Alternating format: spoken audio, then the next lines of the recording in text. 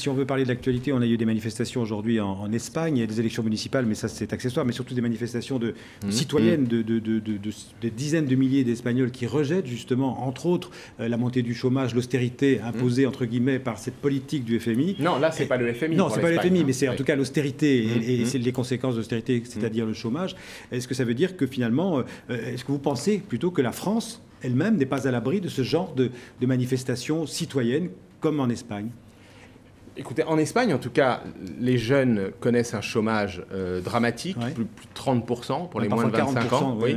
Parfois même 40%. En France, c'est quand même 25%. Et il y a un slogan qu'on a entendu dans ces manifestations en Espagne, c'est « Nous ne sommes pas contre le système, c'est le système qui est contre nous ».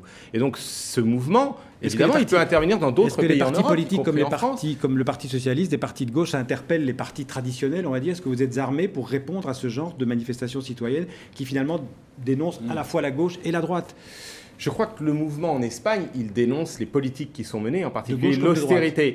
Oui, mais ce mouvement, il est particulièrement intéressant. Qu'est-ce qu'il dit la priorité aujourd'hui? On a aidé les banques. La priorité, ça devrait être d'aider les gens qui n'ont pas de travail, les gens qui n'ont pas de logement, les gens qui sont dans la précarité. Et moi, je ne conçois pas que la gauche gouverne sans savoir dialoguer avec les mouvements sociaux et même s'appuyer sur les revendications des mouvements sociaux.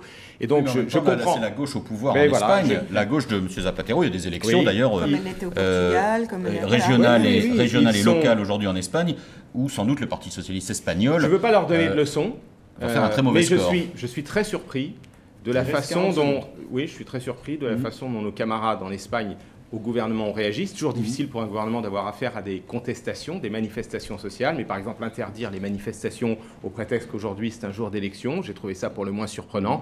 Moi je crois que dans des situations comme ça, l'attitude d'un gouvernement de gauche, d'un gouvernement socialiste, c'est de dire écoutez, vos revendications, peut-être qu'on ne peut pas toutes les satisfaire, mais en tout cas, elles sont légitimes, elles sont justes. Nous voulons en débattre avec vous et nous voulons ouvrir dans la société une grande discussion sur la façon de faire avancer la justice sociale, même si nous avons des déficits, même si c'est difficile, même si on ne peut pas promettre ce qu'on ne tiendra pas. Et donc, je crois que ça, c'est une leçon pour la gauche, car nous ne pouvons pas promettre ni que tout sera possible, ni qu'on y arrivera sans s'appuyer sur la société. Ce sera sans doute ce qui sera au cœur de la campagne 2012. Oui, c'est aussi ce qui était au cœur du débat sur les retraites.